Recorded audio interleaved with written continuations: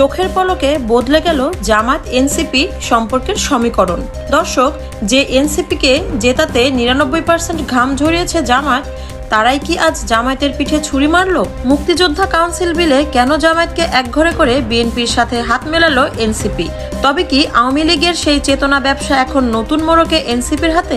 রাজনীতির ভেতরের এই ভয়ঙ্কর সত্যটি জানলে আপনিও চমকে উঠবেন। বিস্তারিত জানতে ভিডিওটি শেষ পর্যন্ত দেখতে থাকুন এবং নিয়মিত এমন বিশ্লেষণমূলক খবর জানতে এই ভিডিওটিতে লাইক দিন। দর্শক, জামায়াতের বিরুদ্ধে এনসিপি একটা অঘটন ঘটিয়ে দিয়েছে। এটা থেকে স্পষ্ট যে জামায়াত এনসিপির জোট বেশি দিন টিকবে না। হ্যাঁ, টিকা উচিতও নয়। বিএনপি জামায়াত জোট যেরকম বাংলাদেশের রাজনীতিতে লং লাস্ট করেছিল, সেরকম এনসিপি জামায়াত জোট লং লাস্ট করবে না। অবশ্যই এটা অনিবার্য এবং এটা প্রত্যাশিত। বরং জামায়াত এনসিপি জোট যে হয়েছে, ইট ওয়াজ অলমোস্ট ইম্পসিবল। এই যে এনসিপির ছেলেরা কি নোংরামিটা করেছে জামায়াতের বিরুদ্ধে, এমনকি আক্তার থেকে শুরু করে সবাই সাদিক কায়েমের বিরুদ্ধে এই সেই জামায়াতকে এনসিপির ছেলেরা বিএনপির চাইতেও বেশি আক্রমণ করত। আওয়ামী লীগ তো এখন আক্রমণ করার সুযোগ পায় না। আক্রমণ বলতে কথার লড়াইয়ে আক্রমণ। সেই জামায়াতের সাথে জোট হয়েছে এটা এনসিপির প্রয়োজনে এবং ডক্টর ইউনূসের বুদ্ধিতে, এবং এনসিপি জাওনের জন্য সেটা করেছে। এখন দেখেন এনসিপি জামায়াত জোট কেন থাকবে না, কি ঘটেছে। আমি আসছি সেদিকে। তবে প্রথমেই বলি কেন থাকবে না। এনসিপি নিজেরাই ভবিষ্যতে ক্ষমতায় আসবে এবং তখন এনসিপি ক্ষমতায় আসলে জামায়াত হয় বিরোধী দল, আর জামায়াত যখন ক্ষমতায় থাকবে তখন বিএনপি হবে বিরোধী দল। তবে এনসিপি ক্ষমতায় আসবে, ইটস টু লেট, কিন্তু আসবে। এনসিপি যেহেতু ক্ষমতায় আসবে, সেহেতু জামায়াতের সাথে জোট কেন করবে? বিএনপি সুস্পষ্ট ফ্যাসিস্ট হয়ে উঠেছে এবং বিএনপি যদি তাদের এই ফ্যাসিবাদী আচরণ অব্যাহত রাখে, তাদের ভোট চুরি থেকে শুরু করে গণবিরোধী আইন পাশ করা এবং সবকিছু কবজা করা যে আওয়ামী নীতি, এটা যদি বিএনপি অব্যাহত রাখে, তাহলে বিএনপির পতন হবে আরেকটি গণ অভ্যুত্থানে।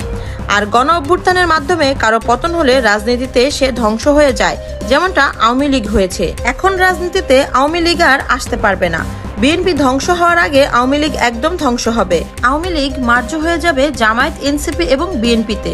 আওয়ামী লীগের কেউ কেউ বিএনপি করবে, কেউ কেউ সারা জীবনের মনে রাজনীতি ছেড়ে দিবে, কেউ কেউ জামায়াত করবে, কেউ কেউ এনসিপি করবে। তবে আওয়ামী লীগের বেশিরভাগ অদূর ভবিষ্যতে এনসিপি রাজনীতি করবে বলে আমার প্রেডিকশন। কারণ চেতনা ব্যবসা আওয়ামী লীগ যেটা করে, ওইটা এনসিপিতে এসে আরো ভালোভাবে করা যাবে। অদূর ভবিষ্যতে দেখবেন আওয়ামী লীগের মুক্তিযোদ্ধারা এনসিপিতে যোগ দিয়ে তারা বলবে, আমরা ৭১-এর মুক্তিযোদ্ধা, আবার ২৪-এর যোদ্ধা। ২৪-এর যোদ্ধা কারা? এই যে নাহিদরা। আর মুক্তিযোদ্ধা কারা? তারা নতুন ভাবে যোগ দিবে। আর হ্যাঁ, আওয়ামী লীগের তারাই যোগ দিবে যাদের ২৪-এর সাথে সরাসরি সম্পর্ক নাই। এভাবে তারা চেতনা ব্যবসা কত প্রকার কি এটা এনসিপি করবে। এনসিপি ৭১ নিয়েও ব্যবসা করবে এবং ২৪ নিয়েও ব্যবসা করবে এবং কাউকে স্টেক দিতে চাইবে না।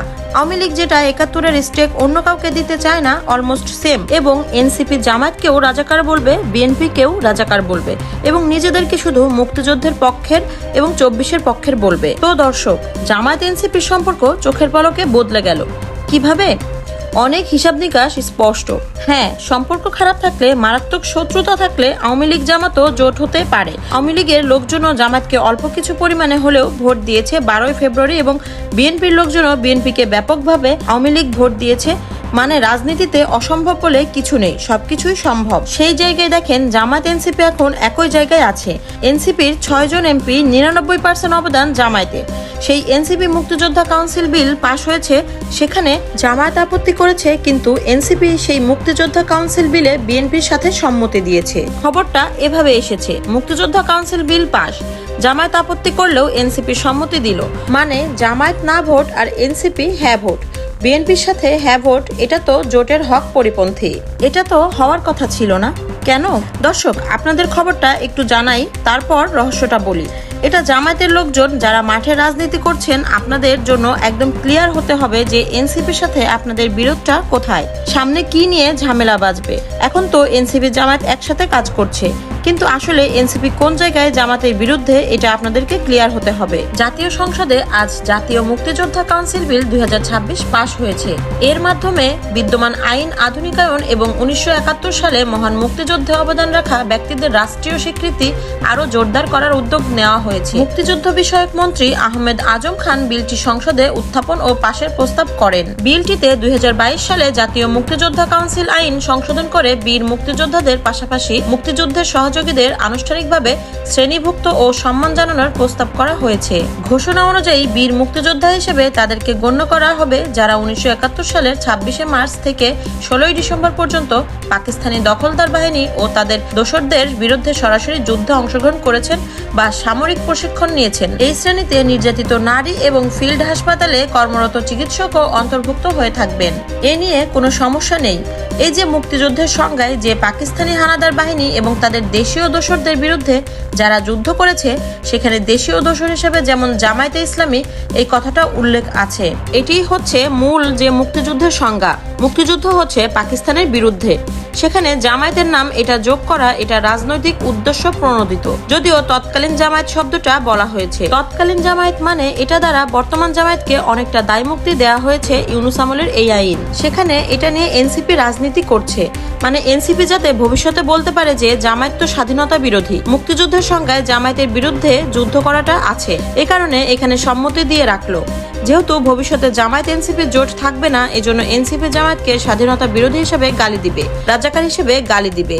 এজন্য তারা এই আইনকে সম্মতি জানিয়ে রাখলো। আর জামায়াত কেন এই আইনে নোট অফ ডিসেন্ট দিয়েছে? কারণ হচ্ছে যাতে তাদেরকে গালি দিতে না পারে। তো দর্শক, জামায়াতের রাজনীতির জন্য এটা একটা রিয়েলিটি। এভাবে নানানভাবে মিত্রদের কাছ থেকেও এই খোঁচা খেতে হবে। এনসিপি মিত্র কিন্তু এখানে কোনো ছাড় নেই।